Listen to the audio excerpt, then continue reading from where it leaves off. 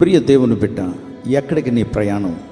Wait minute ప్రోగ్రామ్ను వీక్షించడానికి ఆన్లైన్కి వచ్చినటువంటి నీకు ప్రభు పేరట శుభములు కలుగునగాక. ప్రియమైనటువంటి దేవుని బిడ్డలారా, ఈ ఉదయము ఈ ప్రత్యేకమైనటువంటి అంశం మీ దగ్గరికి తీసుకురావడానికి నేను చాలా సంతోషిస్తున్నాను. బైబిల్ గ్రంథంలో ఒక వ్యక్తి ఇంటి దగ్గర నుండి పారిపోతున్నాడు. ఆఫ్కోర్స్ తల్లిదండ్రులు కూడా తనకు అడ్వైస్ చేశారు, తనకు సలహా చెప్పారు. బాబు, ఇంటి దగ్గర ఉంటే మీ అన్నయ్య నేను బ్రతకనివాడు, కనుక నీవు భార్యని సంపాదించుకోవటానికని మీ మేనమామ గారు ఊరు వెళ్ళిపో అని చెప్పి అడ్వైస్ చేశారు. అప్పుడు ప్రాణభయంతో పారిపోతున్నాడు. పారిపోతూ ఒక స్థలానికి వచ్చాడు. అక్కడ చీకటి పడిపోయింది. ఆ దినమంతా ప్రయాణం చేసినందువలన చాలా అలసిపోయాడు. ఒంటరిగా అయిపోయాడు. మంచం లేదు, దుప్పట్లు లేవు, ఏమీ లేనటువంటి నిరాధారమైన పరిస్థితి. అలాంటి పరిస్థితుల్లో ఒక బండ దగ్గర ఒక స్థలం, అక్కడ పడుకుందామని ఒక్కొక్క బండ పెట్టుకొని తలగడగా పెట్టుకొని అక్కడ పడుకున్నాడు. పడుకుంటే ఆ రాత్రి తనకి కల వచ్చింది. ఉదయం లేవగానే తన అంటున్న మాట ఆదికాండం 28వ అధ్యాయము 16వ వచనంలో ఏమంటున్నాడంటే, ఇది చాలా గంభీరమైనటువంటి స్థలము, ఎందుకంటే ఇక్కడ దేవుడు ఉన్నాడే అని తను చెప్పిన మాట. Surely God is in this place. దేవుని బిడ్డలారా, surely God is in this place. ఆ స్థలములో దేవుడు ఉన్నాడు అని తను గమనించాడు. ఒక మాట తను చెప్పినటువంటి, తను అన్నటువంటి మాటని మనం ధ్యానం చేసినట్లయితే, దేవుడు ఎక్కడ ఉంటాడు అంటే ఒక స్థలానికి పరిమితం అయిపోతాడా? సర్వంతర్యామి దేవుడు. ఒకే సమయంలో ఎక్కడైనా ఉండగలిగిన వాడు, సర్వంతర్యామి కనుక ప్రతి స్థలములో, ప్రతి ప్లేస్లో ఆయన ఉంటాడు.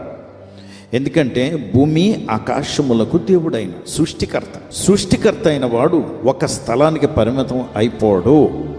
అయితే యాకోబు అక్కడికి వచ్చిన తర్వాత తనకి దర్శనం కలిగింది కనుక ఈ స్థలములో దేవుడు ఉన్నాడు అని తను ఒప్పుకుంటున్నాడు, లేకపోతే అక్నాలెడ్జ్ చేస్తున్నాడు. దేవుని బిడ్డలారా, తను అక్నాలెడ్జ్ చేయటానికి గల ఒకవేళ మాట కానీ మనం ఆలోచిస్తే, ఎందుకు తను అలాగ అంటున్నాడంటే, దేవుని కళ్ళు తన మీద పడ్డాయి. పారిపోతున్నటువంటి తనకి దేవుడు దర్శనం ఇచ్చాడు. ఈ స్థలంలో నాకు దర్శనం కలిగింది అని తన భావం. ఈ స్థలంలో దేవుడు నన్ను విడిచిపెట్టలేదే, దేవుడు ఇక్కడ ఉన్నాడే, మా నాన్నగారు కొలుస్తున్నటువంటి దేవుడు ఇప్పుడు నాతో కూడా ఉన్నారే అని తన భావం. అందుకు నీవు ఏ పరిస్థితిలో ఉన్నా, ఎక్కడ ఉన్నా, ఏం చేస్తున్నా దేవుని దృష్టి నీ మీద ఉన్నది. నువ్వు దేవుణ్ణి నమ్ముకున్నటువంటి వ్యక్తివైతే, ప్రభు అయినటువంటి నా యేసుని నీవు రక్షకుడిగా అంగీకరించినటువంటి వ్యక్తివైతే, ఆయన కనుదృష్టి నీ మీద ఉన్నది. నీ మీద ఉన్నది కనుక ఆయన విడిచిపెట్టడు. He will guard your goings and your comings. అంటే నువ్వు వెళ్ళుట, నువ్వు వచ్చుట ఆయన తప్పకుండా పట్టించుకుంటాడు, ప్రొటెక్ట్ చేస్తాడు. అందుకే నువ్వు ఎక్కడికి వెళ్తున్నా దేవదూతలను ఆజ్ఞాపించి నిన్ను, నీ పాదములకు రాయి తగలకుండా వారు చేతుల మీద నిన్ను పైకెత్తి పట్టుకుందురు అని కీర్తనలు 92వ కీర్తనలో రాయబడిన మాట 12వ వచనంలో. కనుక దేవుని బిడ్డలారా, ఈ స్థలంలో దేవుడు ఉన్నాడే. దేవుడు ఉండేది వ్యక్తులతో, స్థలంలోనే కాదు. దేవుడు ఉన్నది యాకోబుతో, దేవుడు ఉన్నది నీతో. బికాస్ ఆయన ప్రామిస్ చేశాడు, వాగ్దానం, నేను నిన్ను విడవను, ఎడబాయను. నంబర్ 1. నంబర్ 2, యోహాను 14:17లో నిన్ను నేను అనాథగా విడవను. నిన్ను విడిచిపెట్టాడు ఆయన. తండ్రి దగ్గరికి నేను వెళ్తున్నాను, మిమ్మల్ని నేను అనాథగా విడవను, మీకు వేరే ఆదరణకర్తను నేను పంపించదును.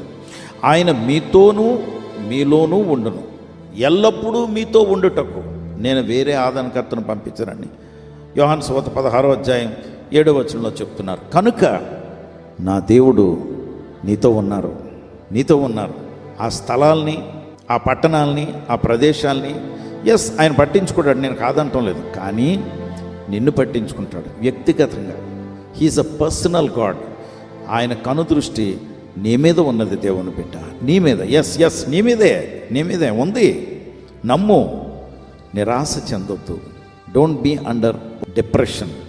కనుక ఈరోజు ఆయన వైపు చూద్దాం, అడుగుదాం. తప్పకుండా నీ చేయి పట్టుకొని నడిపిస్తాడు. పరిశుద్ధుడ ప్రభా, నీకు వందనాలు, స్తోత్రాలు. నీ బిడ్డలను నడిపించమని ప్రభా, నీ బిడ్డలతో ఉన్నావని నేను చెప్పాను కనుక దయతో ఉండమని, నీ ప్రత్యక్షతలను ఉన్నామని రుజువు చేయమని, తద్వారా వారి కార్యాలు జరిగితే వారు నమ్ముతారు ప్రభా. కనుక నాయన, నువ్వు ఉన్నావని వారికి నిదర్శనాలు, ప్రత్యక్షతలు నువ్వు దయచేసి నీవు వారి ద్వారా మహిమ పొందమని మా ప్రభువు రక్షకుడు యేసుక్రీస్తు వారి నామములో ప్రార్థించి వేడుకొంచున్నాం తండ్రి. ఆమేన్.